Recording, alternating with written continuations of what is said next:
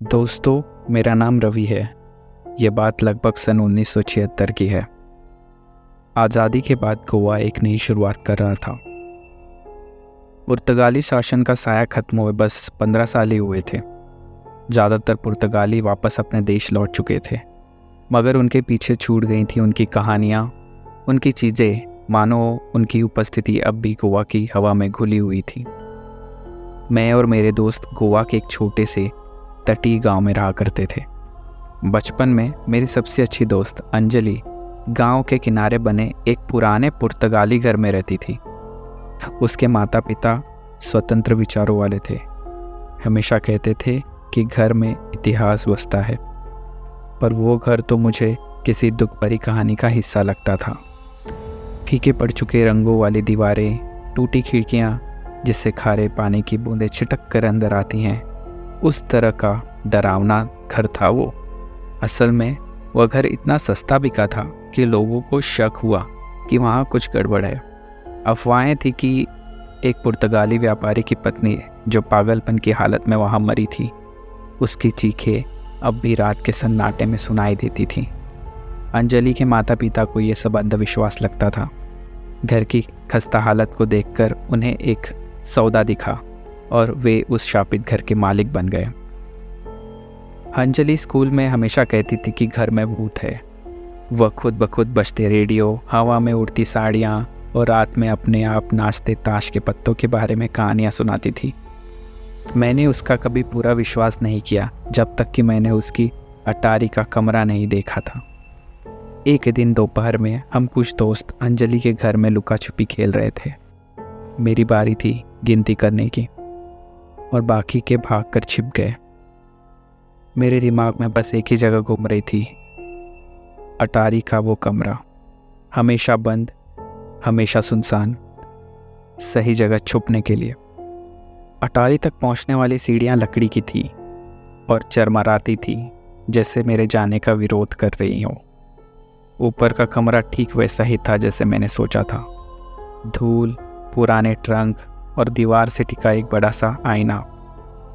उतने में ही मैंने खिड़की से आते ठंडी हवा की एक सिहरन महसूस की। ऐसे लगा कि मेरी ओर कोई दूसरी नज़रें भी हों। मैंने मुड़कर उस धुंधले शीशे की ओर देखा। पहले मेरा अपना प्रतिबिंब दिखा और फिर मेरे पीछे एक आकृति उभरी। एक महिला उदास आंखों वाली सफ़ेद साड़ी में। मैं घूमने ही वाला था कि वो आकृति शीशे के अंदर वापस समा गई। मेरी चीख सुनकर बाकी दोस्त भागकर आ गए। मैंने अकलाते हुए सारी बात बताई, पर जैसा अक्सर होता है उन्होंने मेरा मजाक उड़ाया। अंजलि तो सिर्फ मुझे घूर रही थी।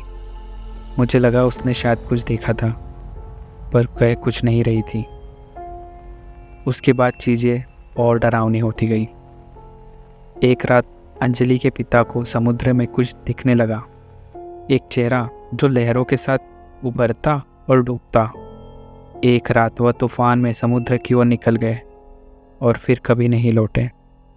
अंजलि की माँ भी बदल गई। अंजलि कहती थी कि वह शीशों से बातें करती थी, उस पुर्तगाली औरत की आवाज़ में। फिर एक दिन उनकी लाश को कुएं में पाया गया।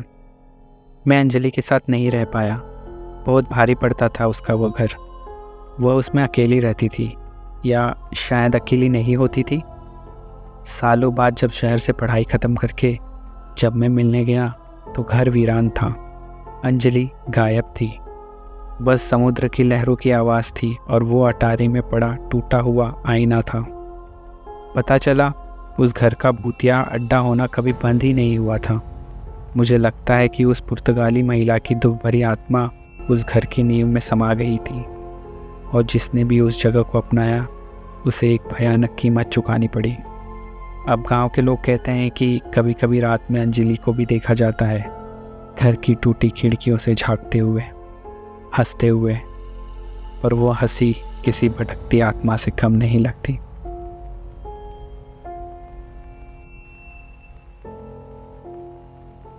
दोस्तों, वीडियो को अंत तक देखने के लिए मैं नीलेश आप सभी का धन्यवाद करता हूं। और अगर आपको हमारी ये कोशिश पसंद आई हो तो वीडियो को लाइक, शेयर एंड चैनल को सब्सक्राइब करें। आपका सपोर्ट ही हमारे लिए मोटिवेशन है हम ऐसे ही डरावने किस्से हर हफ्ते आपके लिए लाते रहेंगे।